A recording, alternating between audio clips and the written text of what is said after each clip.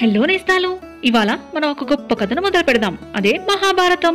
ఇది చాలా పెద్ద కథ. ఇందులో రాజులు, యోధులు, దేవతలు, గొప్ప యుద్ధాలు అన్నీ ఉంటాయి. మనం కథని భాగాలుగా చెప్పుకుందాం. బాగుంటుంది కదా? మరి మొదటి భాగం మొదలు పెడదామా? ఒకప్పుడు హస్తినాపురం అనే రాజ్యంలో శాంతనుడు అనే మంచి రాజు ఉండేవాడు. ఆయన మంచివాడే, జనమంతా ఆయన్ని ప్రేమించేవాళ్ళు.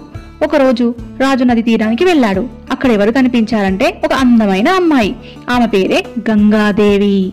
శాంతనుడు ఆమెను చూసి బాగా ఇష్టపడ్డాడు. తనని వివాహం చేసుకోవాలని కూడా అనుకుంటాడు. కానీ గంగాదేవి ఇలా అంటుంది, నన్ను పెళ్లి చేసుకోవాలంటే నీవు నన్ను ఏం చేసినా ప్రశ్నించకూడదు అని షరతు పెడుతుంది.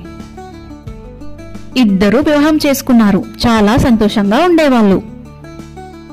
కొంతకాలానికి ఒక చిన్న బాబు పుట్టాడు. అందరూ ఎంతో సంతోషించారు. కానీ తర్వాత గంగాదేవి ఏం చేసిందంటే ఆ బాబును నదిలో పడేసింది. రాజు ఆశ్చర్యపోతాడు. కానీ మాట ఇచ్చాడు కదా ప్రశ్నించను అని, కాబట్టి కామ్గా ఉన్నాడు. అలా పుట్టిన ప్రతి పిల్లాడిని గంగాదేవి ఒక్కొక్కరిని నదిలో వేస్తూనే ఉంటుంది. 8వ బాబు పుట్టినప్పుడు రాజు ఇంకా సహించలేకపోయాడు. ఇంకా ఎందుకు ఇలా చేస్తున్నావు అని ప్రశ్నించాడు. అప్పుడు నీవు నన్ను ప్రశ్నించావు కాబట్టి నేను నీతో ఉండను అనేసి గంగాదేవి అంటుంది. కాకపోతే వెళ్లే ముందు నిజం చెప్తుంది. ఆ పిల్లలు ఆస్తికలు కాదు, వారు దేవతల శాపం వల్ల భూమిపైన పుట్టారు. ఆ చివరి బాబు భీష్ముడు. గంగాదేవి తన వెంట తీసుకెళ్లి పెంచుతుంది. ఆ బాబు పెరిగి శ్రీ భీష్ముడు అయ్యాడు. అతను బలవంతుడు, తెలివైనవాడు, రాజు కోసం ఎప్పుడూ సిద్ధంగా ఉండేవాడు.